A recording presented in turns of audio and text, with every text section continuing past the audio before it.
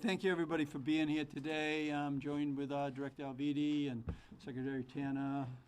We've got the Colonel here as well, and our Emergency Management Director, Mark, along with Sabina Matos, our Lieutenant Governor, and really talking to provide an update on the Washington Bridge response. So we want Rhode Islanders really to know that we have a strong team in place, just like any other emergency that we've addressed, which we've addressed many and been very successful at. There's no reason to believe that the same thing is not going to happen in this case as well. So we want to make sure that we've mobilized quickly yesterday. The director gave me a call late afternoon yesterday and explained the observations that I had made over a few days to make this determination in a real thoughtful way. And once the director gave me his advice, we moved quickly and shut down the bridge on the west transportation side.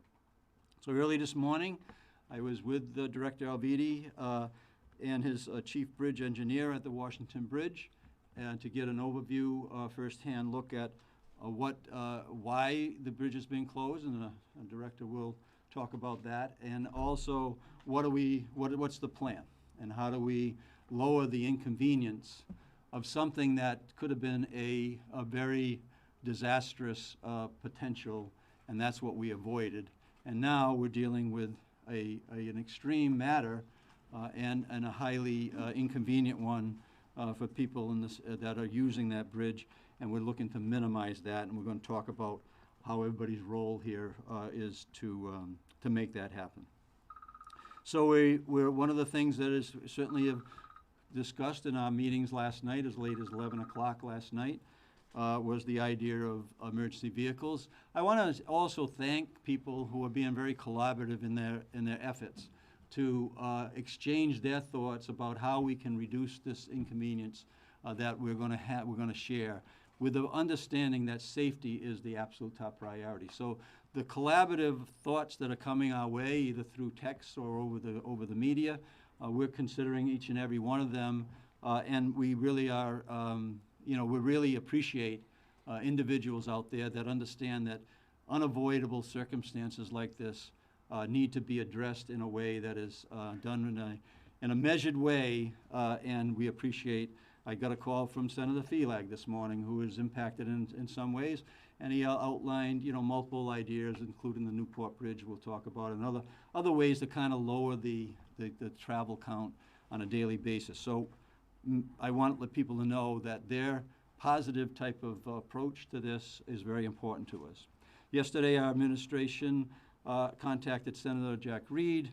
We've had contact with our congressional delegation. I just got off a phone call with Secretary Pete Buttigieg. He was very much aware of what was going on, but also that he didn't have all the details. And after he heard that we avoided a problem that we've seen happen in ways where the problem actually caused collapsed bridges throughout the country, he was very, very complimentary of our leadership team here to be able to address a problem before it happened. So we're going to continue those conversations with the Secretary, and we've exchanged our phone numbers so that we can keep up to date with one another. I've invited them to come to the state and look at the great work that's going on, but also this work here, which is another in a long line of issues that we have to address on an emergency basis, and Mark and the Colonel and others have had extreme experience on that. So we know we have the leadership team in place. So Director Pappas, thank you. Proactively getting on the phone with me late last night, talking about these very issues on the early stages of putting the plan together. Rhode Island Commerce as well, is in frequent communications with the City of Providence, City of East Providence. And we want to make sure that shortly after this press conference, we'll be meeting with all the municipal leaders and their emergency management teams to get their take on what is currently happening in their communities and how we can address these issues that are going to impact families and businesses. So Secretary, where you are down there, thank you for, working on that. And of course, Lieutenant Governor, working with small businesses and the business community at large. We want to make sure that we are in direct communications with them, and as we have been.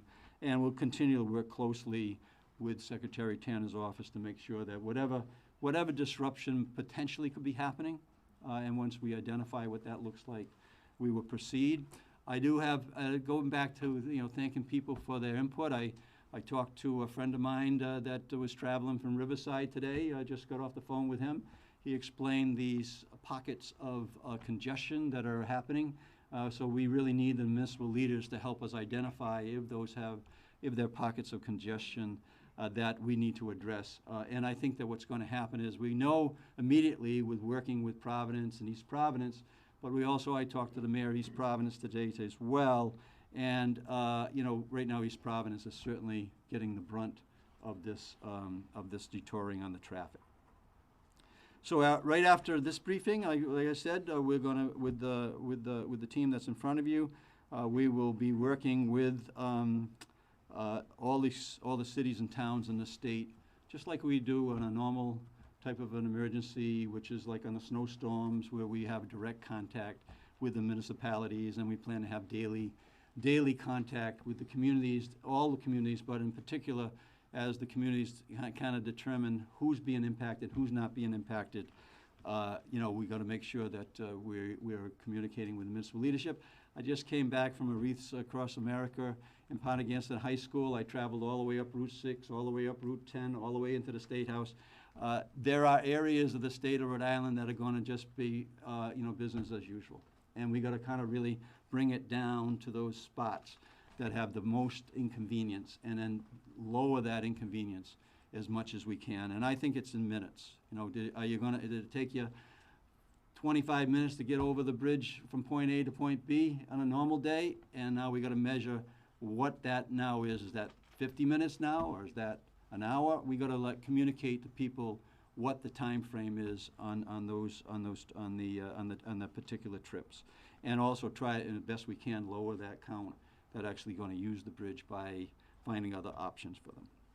So our response team, you see here today, will continue to work across state government, local government, and with the business community to ensure an efficient and coordinated response while DOT works to get the bridge reopened as soon as possible. I want to really recognize the team that DOT has out there. I met them today. I met the engineer, the young engineer that actually identified what Peter's going to describe to you as a situation where there was no choice in the matter. We need to make sure that safety is the overriding message that we deliver to the people in the state, and also working with our leadership to minimize the, that, as I say, it's an extreme inconvenience that's going on right now. We want to minimize that. So our shared goal, again, is to keep residents safe, work collaboratively and collectively to minimize the inconvenience of the roadway, and also make sure that we're clarifying anything that's out in the public's eye, where we need to make sure that we are really delivering the accurate information so that they can schedule their family's affairs accordingly. So as we work together, we want to hear from the municipal leaders, as I said. I repeat that, our local businesses, other organizations, to keep the lines of communication open, our emergency management teams, our emergency response teams. I think that we have set up a very reasonable and strategy that's going to allow emergency vehicles to travel across the bridge in a way where they should not be impaired in terms of their time and the critical nature of their work. So I would just leave it at that. As new things arise, we're going to continue to inform people in the state of Rhode Island, and again, asking everybody to be understanding that this is an event that cannot be avoided and cannot be predicted. And like I said yesterday, late afternoon, Peter did the right thing to come to me and give me the advice, and we took that advice as we should from the professionals that are doing the work, and this is where we are right now. So we'll have Peter next to make his comments, and I'll stand by for any questions that you might have. Thank you. Thank you, Governor. You've heard me say earlier today and yesterday, the sequence of events here was that, as with all of the structures that we have in our bridge system in Rhode Island, this is one of the older bridge structures. We started out 7 years ago identifying over nearly 30% of our bridges in our inventory were structurally deficient. And over the last several years, we've begun the process of rapidly rebuilding that bridge inventory. And many of the bridges, even over the last 8 years, like this one, got older as we were rebuilding the worst ones and have gotten to the point where we need to repair them also. We have a regular and routine bridge inspection program that inspects all of our bridges on various schedules depending upon the severity of their condition. Our engineers keep a very well-managed inventory of them. This bridge was last inspected in July. I know that we've had various times, August, July, and that information is coming to me as fast and furious during this process, so there's a bit of confusion as to when it was, but the records that we have that they've showed me is that the last inspection on this bridge happened in July. It was in good condition. There were no failures at the locations that the failures took place. But as with many bridges we found in our inventory that we have fixed, some 300 bridges that we've already fixed in our inventory, we still have many to go. And when they get to the end of their useful life, as this one is, the deterioration can accelerate. And that's what happened with this bridge. There are, on each side of the bridge, 8 pins that are anchor pins that hold major beams in place that, as old bridges like this go, if one pin becomes deficient, then it can have a compounding effect on the other pins in the bridge, and that's what happened in this case. A young engineer that we have working on the bridge adjacent to this structure noticed during the reconstruction of the new bridge that we're building, noticed the failure of one of the pins. He brought this to the attention of his supervisor on Friday. His supervisor acted quickly to get our bridge engineers and other consultant experts that we brought in to take a hard look at the rest of the structure. Over the weekend, they did an intense investigation of all of the other components of this bridge, and they found other deficiencies that were happening in a kind of a cascading way on this bridge structure. They settled down, they did an analysis over the weekend of the condition and the various alternative methods to repair those deficiencies, whether they could be temporarily shored or whether or not it would take a longer-term approach. They did a full analysis on it, and on Monday midday provided me with a report that not only had determinations on the advancement of the structural deficiencies here, but also what the remedies should be. So they gave me the problem and the solutions. There was a unanimous consensus between myself and all of the engineering staff that the prudent thing to do, the safe thing to do, although a difficult thing to do that we don't do very lightly here, was to close the bridge to traffic. That was a decision that was made in order to keep of paramount concern here at DOT the safety of the 90,000 people a day that travel over that bridge. It is a tough decision to make because you're affecting the lives of 90,000 people on a daily basis, where every minute is multiplied by 90,000, where every hour that they lose is multiplied by 90,000. But the one thing that we always protect against, the one loss that we protect against here at DOT is the loss of life. So we made the decision to close the bridge, as much of an inconvenience as it would provide, in order to do the fix that we need to do.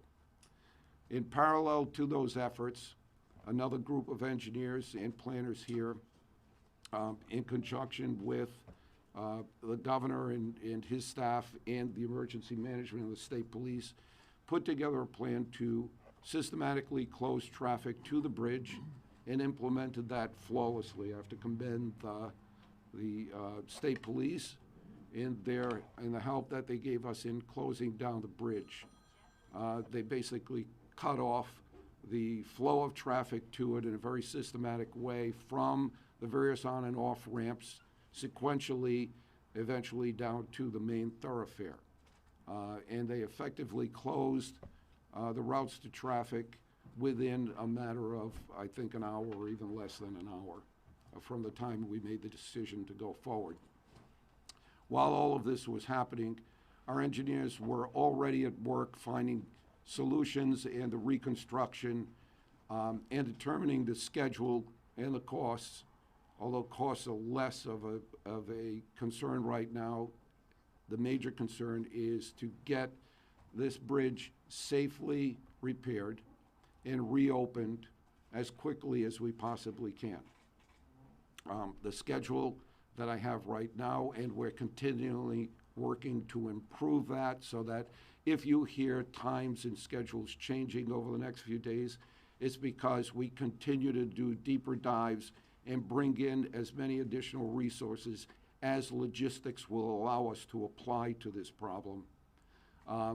We're hoping to accelerate the process, but right now, our engineers are confident that we can have a temporary 2-lane opening to the westbound traffic that will utilize 2 lanes of the eastbound bridge that is adjacent to this. That temporary opening, they're working toward having opened within a 2-week period. We're going to try for even faster than that. As I said, we continuously have additional experts coming in to take a look to see if we can speed that up a bit. Because we know that, as I said, every minute a commuter loses, every hour a commuter loses is multiplied by 90,000 in terms of the state's economy and the cost to the public. The next, in parallel with all of this, we have also already started work on the reconstruction of the pins that are deficient or that were severed. Those pins involve a much more detailed kind of construction that we estimate right now is going to take on the order of 3 months. People say, well, why can't you do it over a weekend or within 10 days? The fact of the matter is, in a similar circumstance in Pennsylvania, where they actually had a bridge fail, while we averted that, their fix was simply to fill in under where the bridge existed with soil and build a road on top of it as a temporary fix. That temporary fix took them 10 weeks. We're going to have our temporary fix in place and operating in 2 weeks. The final fix of the Pennsylvania Bridge isn't complete yet and won't be complete until 2024. So it's taken them more than a year to do the final construction of that bridge. In our case, our engineers are telling us they will have the final fix done to the main structure and back in full operation within 3 months. And again, we will be working on a daily basis to continuously update you with any additional resources that we may find that will be helpful in shortening that period of time. In the meantime, of paramount concern to us from the outset was to find solutions for emergency service vehicles to make their way from the East Bay to the hospitals on the West Bay. That's a vital concern not only to us, but also to the mayors and the rest of the emergency folks here in Rhode Island. We have found that there is a portion of the old bridge structure that we can use safely, and our engineers have certified that we can use at least that one lane of the old bridge for emergency vehicle purposes, police vehicles and rescue vehicles. We're creating that pathway for them to get from the East Bay to the hospitals in the West Bay very quickly, and we're setting up checkpoints that will be manned 24/7 to allow those emergency vehicles to pass through in the same amount of time, or maybe even less time than they were able to before the deficiency of this bridge came into play. We're working, as I said, to make sure that we get the bridges fixed so that regular commuters could get back and forth from the East Bay to the West Bay. And we're looking at other alternatives at doing that. We're refining on a daily basis. We will be refining the alternate routes that we have published and given to you all that people are using today. We're working with the mayors and the police departments on both sides of the river to be able to streamline those routes and make them as efficient as possible. Timing signals, additional signage, having actual police presence at certain intersections to help that traffic flow along those routes to enable us to get people as quickly as possible back and forth. We're also assessing as we speak. The governor asked us to make an assessment of what travel times for people in various commutes were experiencing before all of this happened and what they are along these detours, so that we can get that data and information to folks having to make daily decisions about their routines and their and planning out their travel. Our folks are modeling that and working on that as we speak. I hope by the end of today, we will have that information to disseminate to all of you so that you can report out to folks in terms of reasonable expectations of travel times along the various routes that we've set up. In addition to that, we're looking at other alternatives. The governor's staff has spoken to of the ferry owner that is willing to provide a ferry that seats about 250 that may be able to provide service between Bristol and Providence. My transit staff and my engineers are currently working with both cities to see what the impact on and the needs for parking facilities at both locations would be, so that we can see if there's the possibility logistically to create that service and maybe provide a bit of relief. My transit folks are also working with RIPTA folks to see if we can increase certain services and get them on a route that would provide an additional alternative mode of transportation for people during this time. It's an all hands on deck kind of operation that we're in right now. We have many, many moving parts. From time to time, we try and report out on a continuous basis to you all with the information that we know at any point in time. As I said, some of that information may change as we find out more facts and get deeper into the issue. But the fact is that we averted a major catastrophe here. And the system and the checks and balances that we had in place and the command and control management that the governor has put in place in our department and throughout the other agencies actually worked this time, where many other locations throughout the country actually had to experience the worst catastrophe and the loss of human life. That was averted here through a good command and control structure that we had in place to assure the people of Rhode Island that we have a good control over this, and we will continue to monitor and surveil not only this bridge, but all of the many others that we have yet to reconstruct. We fixed 300 of them, but we have several hundred more to go. And I assure you, we have a close fix and understanding of the condition of every one of them, and we will fix them in order to avert the catastrophe that could happen. So with that, I'll open up to any questions. Yes? Yes, Director Pappas has a few words. Yep. And then we'll get to the questions. Thank you, Director Alviti. Thank you, Governor. Just a few things. For us at EMA, we're very ready to handle a no-notice event. That's exactly what this is, a no-notice event. So we got the call yesterday about 4 o'clock that the bridge was going to be closed. And so the first order of business for us was to make sure that the public was messaged out. So my comms team worked with the governor's communications team and Director Alviti's communications team. We crafted a wireless emergency alert message that you all should have got, telling everybody that the bridge was closed and to seek alternate routes. I've been on calls yesterday and today, early this morning, with the mayors of the different impacted towns. I've talked to the Rhode Island Department of Health, especially for their EMS services, to make sure that rescues could make it to the Level 1 Trauma Center at Rhode Island Hospital. I have a call a little bit later today with all the East Bay Fire chiefs.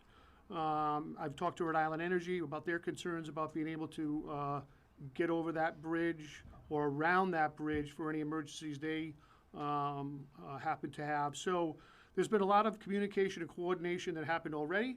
There's going to be a lot more to come. You know, one of the things that's most important to us is that we continue to talk to the municipal leaders, continue to talk to the emergency management directors in each city and town impacted, and figure out what those downstream effects are as they arise, so we can triage it and fix it as quickly as possible. I'll leave it with that, and I'll turn it over to Colonel Weaver from the State Police. So yesterday afternoon, we received a briefing outlining the fact that the Washington Bridge was going to be closed and what our role would be in that closure.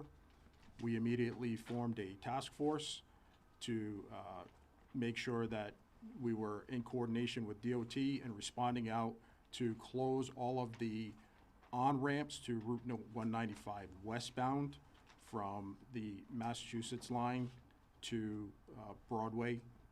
We successfully did that in quick fashion. We closed those on-ramps. Then we subsequently closed down the travel portion of 195 West to limit the traffic and have everyone diverted onto Broadway. Soon after that, we were also in direct communication with our partners in Providence PD, the East Providence Police Department, as well as the Massachusetts State Police, advising them of what was going on, and we're in constant communication, even currently, to ensure that as different areas of concern pop up, that we address those and respond to them in a quick manner.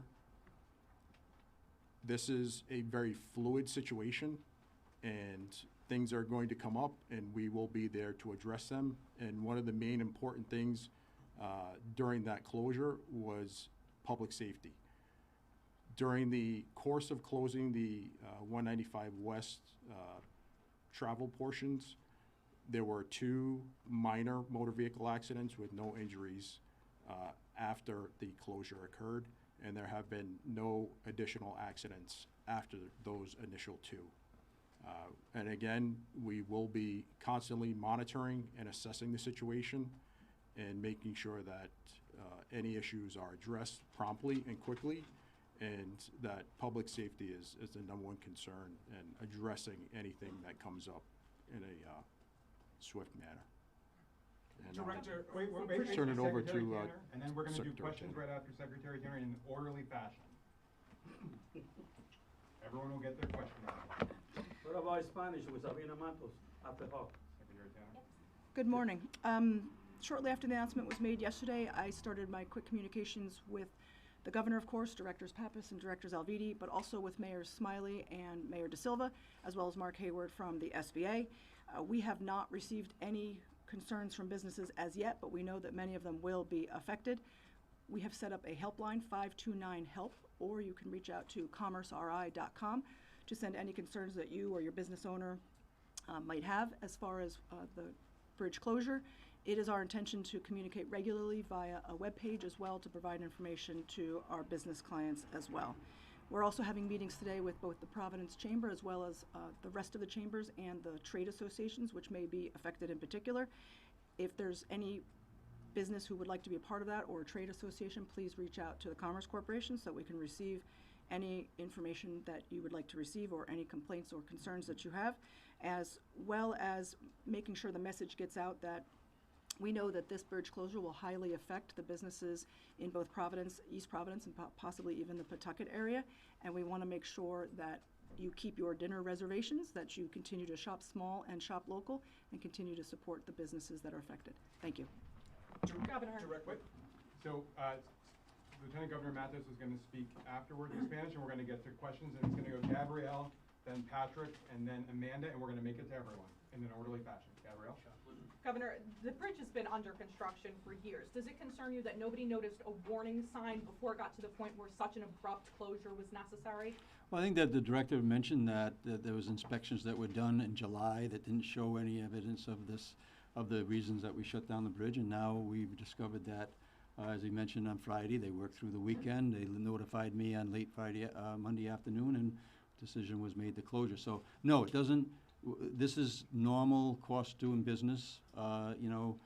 We took down the Independent Man because we were inspecting the platform up there and we noticed that it wasn't in trouble, so that we had to do something. It's the same scenario here. They were doing their work inspecting properly, doing the inspections, and now they discovered a flaw that was recently discovered that happened sometime between the summer and today. Nothing could have been done to identify that sooner? We're gonna do one question per outlet. There's multiple people. No, that's good work Patrick, by the you're next. Department of Transportation and their inspectors. For Patrick. For Director Alviti, this work on the Washington Bridge westbound has been going on for a number of years, and there was an earlier phase. Can you walk us through what happened in the initial phase of work that I believe was cut short, and then how that differs from what the work is that's happening now? Yep. And whether either of those phases related in any way to the pins and what is going on? Right. So let me start in reverse order. To answer your last question first, the work that has been done out there in the past, this is a series of multiple spans across the Seekonk River and across the Providence River in both directions. So there are a large number of structures in that complex. As a result of there being that many structures, past years have addressed the deficiency on the eastbound side. Over the last 15, 20 years or so, you've seen a lot of construction happening on the eastbound side. That work was completed, and the eastbound side is relatively new construction and in good shape. On the westbound side, we are beginning on the East Providence end of the project, of the structures there. Those were identified as being the worst condition. 2 years ago, we started a contract with Cardi Corporation. They were not performing that contract in accordance with the agreement that we had with them. We terminated that contract with them. As it turns out, that was a very good decision at that point. Brought in a new contractor design build team that has been working on the easterly portions of the structures that span the Seekonk River. The part of the structure that was deficient and critical, and the pin that was actually anchoring some of the beams on a 1968 vintage portion of those bridge structures is what failed. Not related at all to the construction that we've done in the past, nor is it related to the current construction that we're doing, but it would be in a next or future phase of work in that sequence of structures that span the Seekonk River. And those pins were inspected on a regular basis. It's something that we did attend to. We knew that they were old. However, as I said, old structures tend to fail more rapidly once they begin to go.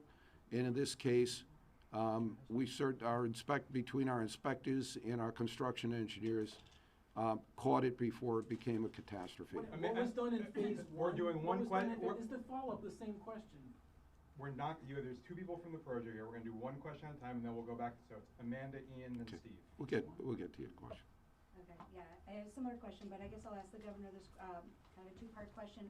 You spoke with Secretary Buttigieg. Are you looking at declaring a state of emergency because of the impact of this issue? And if not, is anything gonna be done to reimburse the municipalities who have to deal with it? So yes, I think that we clearly are gonna help the municipalities if they have to put additional public safety on duty to make sure that they control this travel situation. As far as the declaring a state of emergency, we'll continue to gather the information. We're gonna be in contact with the Secretary's office, and he's made a commitment to really pay close attention and to follow through in ways that will help us. So we'll see what makes sense. In the snowstorm when Tom Brady retired, that nobody remembers, we made sure that there was a reason to call an emergency, and we were able to get federal dollars back to the tune of several millions of dollars. So we're very focused on the safety right now, but to answer your question, we're gonna maximize as much of the federal return as we possibly can. Ian? Governor, you say this could not have been predicted, but some Rhode Islanders see this as a failure of state government. What is your message to those people? I think we just answered it. Inspections were made in July, and there wasn't any reason to close the bridge. New discoveries were made on Friday of last week, and we felt as though it rose to the occasion. The people in the state of Rhode Island should feel very comfortable, whether it's an emergency that had to do with vaccinations, or emergency that has to do with a snowstorm, or an emergency that has to do with travel. We've handled that with a professional team, and we intend to do it in the same way. The people in the state of Rhode Island should feel very comfortable. They've got professionals working the job and engineers that are giving the advice, and not unprofessional non-engineers giving the advice. Steve, Ed, and Bill. Director Alviti, can you give us a sense of the size of these pins? I believe you said there were 8. Mhm. Are they people-sized? Are they small? What are they made of? They have to be constructed, Yes, so manufactured? How does that work? so they're steel pins All right. that anchor one end of a cantilever beam down to the structure below it.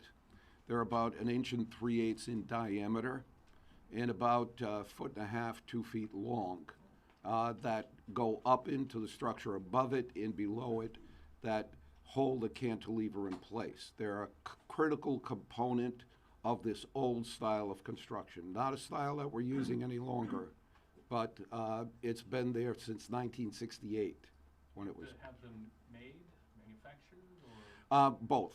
We'll have them manufactured and made. That's part of the logistics that we've already put in place to get the materials in to do the work. And quick, Uh, do you have to lift the bridge to put these pins back into place? There is a whole construction sequence that will take place. I don't think we're gonna have to lift the entire deck. I think the repairs can be made in place. But that's what our engineers and the contractor, we have a design build team working on this, as opposed to taking a longer period of time to design it and then send a contractor in to construct it. We've put the two together, and we're using a design build team to simultaneously design the solution and begin the fabrication. Ed, Director Bill, and Alviti, Bill could you from name Amanda. the individual who spotted this on Friday? If he spotted it on Friday, why didn't you close the bridge then? Why wait till over the weekend? Good question. That's a good question. There's a sequence of analysis that has to take place before you make the decision to close a bridge to 90,000 people a day who use it, right?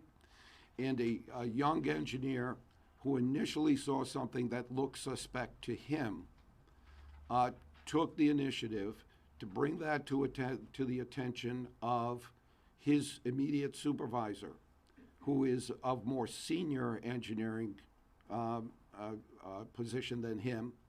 That engineer looked at it and saw a concerning issue. He knew enough then to bring in the team of experts that we have at DOT and some outside consultants to seriously look not at just that issue, but the rest of the structure, to make a comprehensive analysis of what the actual condition and status of that structure is as of during this weekend. They worked on it night and day through the entire weekend. They did their calculations and analysis on the strength remaining in the bridge, and made an analysis of various scenarios of remediating that deficiency. They came to a consensus early on Monday as to what they would recommend to me, and me in turn to the governor. And they presented the final report in their analysis and recommendations on midday on Monday.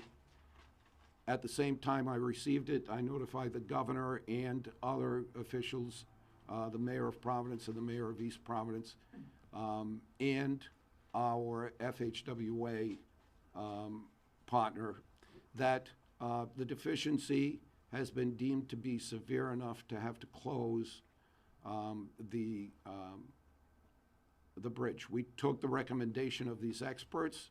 Everybody accepted that as the safest way to proceed, and then everything else from there, we just described. And what was the young engineer's name? Say, I met him this morning for the first time, and they introduced him to me, but I'm sorry, I don't remember. I'll get you the name. It's gonna be Bill. He is Amy, to be and then commended. Bill, Amy, and then Alex from 12. Director, can you identify the phase and contract number based on the original procurement of the Washington Bridge project, that these pins, that this breakdown is located in? So it was part of the construction of the 1968 construction contract to build those structures over the Seekonk River. These pins have been in place, and were built at that time, have been in place since 1968. But to clarify, in terms of ultimate reconstruction, at which phase and under which It would be contract would these have been It would, ultimately it replaced? would be in a future phase. Which one? This would be, not sure the timing on that, I'd have to check with our planners as to when this would come up, but it would be a year or years down the line from where we are now. Amy, Alex, and Chris, then Pat. Director, last night you said the bridge was inspected about 2 months ago. Yes. And that these were regular inspections that happened. Yeah. Today you're saying it was about 5 months ago. Right. Why was that, and what do you have to say to Rhode Islanders who might feel their safety was really in jeopardy? Yeah, I'm sorry that these discrepancies came up, but as I tried to report out to you all and to the citizens of Rhode Island, as quickly as I get information. During the last couple of days, as you can imagine, there's a lot of information coming in from parallel sources. And there was some mixed messaging in the timing on that. The final report that I received today was, as I said it today, it was last inspected in July, not in August. It was last inspected in July. And subsequently, the construction engineer on site on an adjacent structure noticed the additional deficiency on Friday. That put into effect the sequence of work and analysis that I described earlier. Alex, Chris, Pat, Brian. Governor McKee, you mentioned you're not declaring a state of emergency at this time, but at the same time you're saying this is an all-hands-on-deck situation. Why haven't we issued one at this time? What needs to happen? Well, that's a serious matter, declaring an emergency. There's got to be a reason for it, and as the director says, the information that we're putting together, we haven't been even 24 hours yet. We've made the correct calls into our congressional delegation, correct calls into the, Secretary of Transportation. We're going to continue to do that, and then we'll see if it makes sense in terms of the recovery that we need. It's mostly a financial issue, as opposed to anything else. So we'll address that in a timely way if, in fact, we need to do it. But if we can get the resources that we need just by conventionally going through the procedures, that makes the most sense. If a state of emergency, like I did talk about the snowstorm in 21, there was a reason why we declared a state of emergency, because we needed to do that in order to qualify for the financing that we were able to recover. So that position is, Secretary Buttigieg is acknowledged that he's going to provide us with resources, with personnel, with expertise and we're satisfied with that at this moment in time. Director Alvini, it was mentioned that RIDOT is looking at working with RIPTA to find ways to, get more people on buses and ease congestion. Cities like Los Angeles and, in Pennsylvania with these highway closures, they've done, free bus fares. Is that something that RIDOT would be trying to look for? All the alternatives are on the table for us to explore, and our transit folks here are working with the RIPTA folks to see what the best fit for best solution for this problem is. So is that among one of the solutions then? It is among the solutions. Everything is on the table. I think the governor said we're open and looking at many ideas from various sources, but that is one that we're considering. Pat, Brian, then Caitlin from 6, then Tom. Director Alvini, amplifying the RIPTA question, where does RIPTA stand in terms of potential bus lane as a first step towards reintegrating traffic and moving people across? And will you be reaching out? There's a very strong RIPTA advocacy community that has sort of sat as an informal board in the past. Will you be reaching out to them as well? So during the last couple of months as chairman, we have had very active conversations with that constituency during our regular monthly meetings. I think you may have been at some. And I think the dialogue between the RIPTA board and that constituency is beginning to take better shape. And we're committed to continue that process. With regard to bus-only lanes, that has not been the subject of design or implementation on this particular bridge structure that we're talking about right now, but it has been integrated into projects that we've just begun.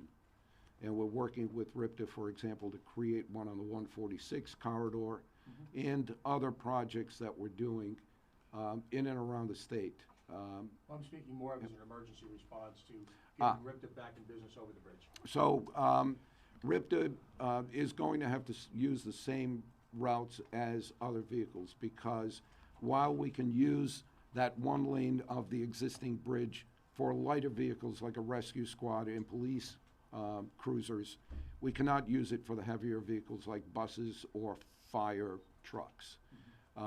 That is something I leave, and I depend on the advice and expertise of our structural engineers, and they've advised me that there's a cutoff point there. Brian, Tom, then Ray. Director, Yes.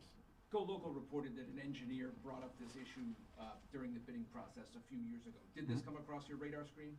Well, I'm familiar with the report that they're citing, but the report that they're citing is on a completely different part of the bridge.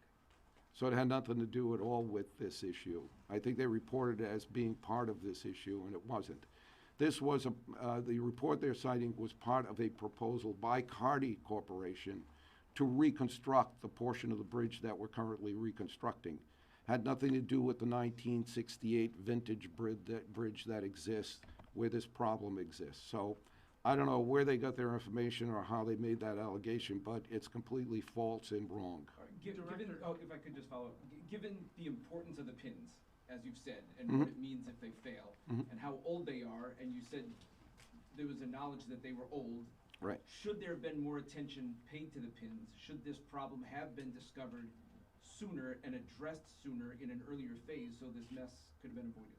No, as a matter of fact, we gave it the proper attention that we should, and we look at our bridges on a continuous rotating basis.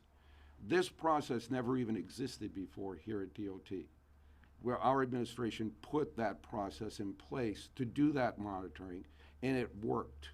That process caught this at a point in time before a catastrophic event happened. So what you're seeing here is the system working. Tom, Ray, Director, then Sebastian. Can we get a copy of the report that you received yesterday detailing the pins? Sure. Ray? ¿Está bien en español, por favor? Oh, sure. Ray, then Sebastian. Thank you. I'm going to make a comment in Spanish. Lo que estamos anunciando es que el cierre del puente que pasó ayer es para proteger a los habitantes del estado de Rhode Island. Este puente fue evaluado en julio, y no se encontró nada, pero el trabajo que estaba pasando en un puente anexo, un ingeniero joven se dio cuenta de que algo estaba mal, notificó a su superior y los sistemas de controles de nuestro estado están funcionando porque ellos pudieron darse cuenta que algo estaba pasando, llamaron al equipo de expertos y nosotros no tenemos las experiencia que tienen los ingenieros, no somos ingenieros, los ingenieros estaban acá, dieron recomendación al director y también al gobernador y se tomó la decisión de cerrar el puente para proteger las vidas de los habitantes de Rhode Island. Escuchamos desde los diferentes departamentos, es muy importante para los negocios. Si usted es un negocio que está siendo afectado, Commerce RI, la secretaria de Comercio, Liz Tanners, nos dio un teléfono que es 529-HELP. 529-HELP es el teléfono que pueden comunicarse con Commerce si están siendo afectados por este cierre. Gracias. Una pregunta solamente. Sí. Sé que es muy larga la información, pero ¿se puede decir si se logró evidenciar qué fue lo que encontraron los ingenieros para cerrar el puente? Lo que encontraron los ingenieros, como nos dijo el director, es que uno de los, estoy tratando de traducir pin, uno de los clavos fuertes que sostienen el puente estaba fallando. Y un ingeniero joven se dio cuenta y notificó a sus superiores. Un equipo completo fue, analizó el puente y se dio cuenta que porque esta es una estructura muy antigua de los 60, de cuando se construyó ese puente, cuando algo falla muy rápido. Cuando una estructura así ya muy antigua falla, si falla muy rápido, y para evitar una situación en la que el puente pudo haber colapsado totalmente y que vidas puedan ser afectadas, se tomó la decisión de cerrar el puente. Has everybody gotten one question? All right, we can do a couple more because we have 39 municipalities waiting for us. Steve. Cost estimate to fix, will it exceed the cost of the initial project? Cost has not been a factor in the last 2 days. Our attention to keeping people safe first and then rapidly putting in place the fix to it. We will be creating the estimates of what the actual cost will be over the next few days, and we'll certainly report that out to you. And economic impact, Secretary? Yeah, and before Liz gets up here, that's the reason we're making the calls to the federal delegation to Secretary Buttigieg, and talking to the question that was asked earlier. Cost does matter to us, and we want to make sure that the state of Rhode Island is doing everything we need to do to be qualifying for reimbursement, is in fact those reimbursements are available. Because I got Patrick's follow-up. Patrick? Just to clarify, Director, on what was done by Cardi in that phase one, that's the 2018 vintage work that resulted in the big traffic jam that had to get missed.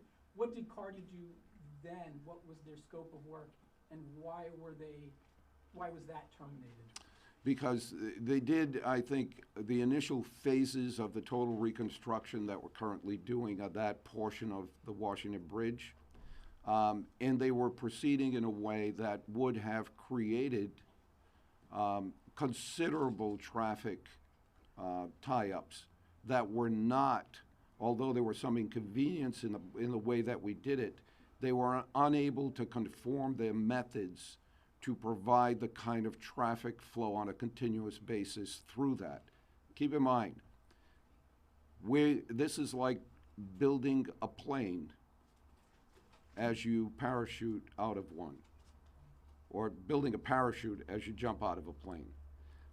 What we're doing here is we're rebuilding a structure under 90,000 vehicles a day, continuously allowing them to travel over it while we build a structure below them. And the phasing and the intricacies and the timing of that was something that the Cardi Corporation was not performing in accordance with our expectations. So we terminated their contract, went back out to bid for the remaining portion of the work, and the team that we brought in is conducting that work in the fashion that we had expected. They weren't doing the whole bridge at that point. Were they just doing a part of it? They were originally contracted to do the whole bridge, but they had only just begun when it was clear to us they did not have the capability to carry out the remaining portion. As it turns out, it was a kind of a foretelling of the trouble that their company is in right now, and we would have been even in more serious situation had we continued with them. We're gonna do two last quick ones, then we have to go to call it to, so Ian and Brian, and then we'll do follow-ups after. Director Alviti, why is it considered safe to have possible limited emergency vehicle traffic on one lane westbound if it's unsafe for a greater volume of traffic? Yep. So the way the pins are laid out, they're kind of several pins that hold up various beams across the span of the bridge, the width of the bridge.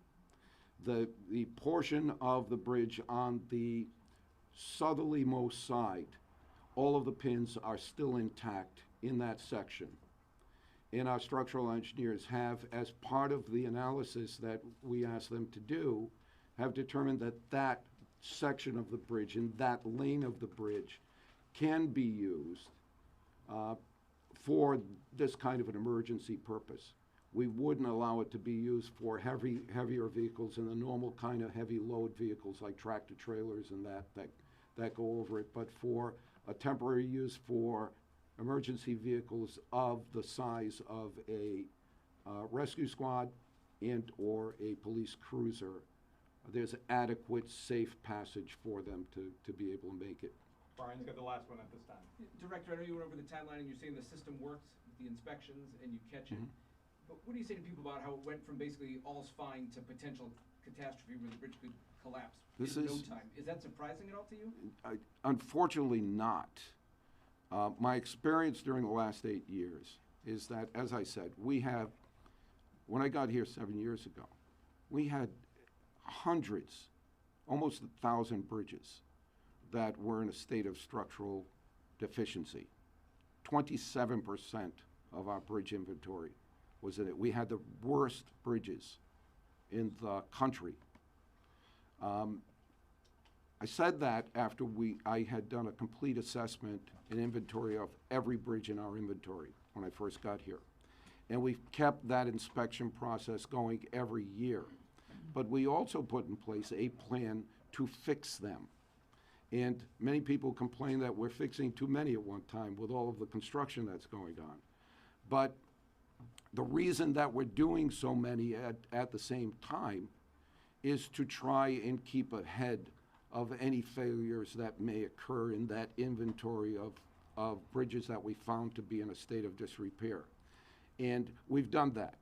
And we manage our inspections and conduct and schedule the construction of every bridge that we're doing for the last 7 years and for the next 10 years, so that we will eventually work our way to all of our bridges being in a state of good repair. But what took decades to get us into the serious condition we're in now is going to take some time for us to work our way out. Well, you've gotten into, some people said you've had 8 years. You know, you've said there's a lot of construction going on. What do you say to people who said you've had 8 years, you've had a major plan with the trucks to fix it? During that 8 years, we fixed over 300 bridges in the state. Thank you all for coming. We're gonna get them onto the call. If you have follow-up questions or wanna talk to the director after, follow up with Elizabeth and Charles, the governor, me, or Andrea. Thank you all again for coming and doing this orderly.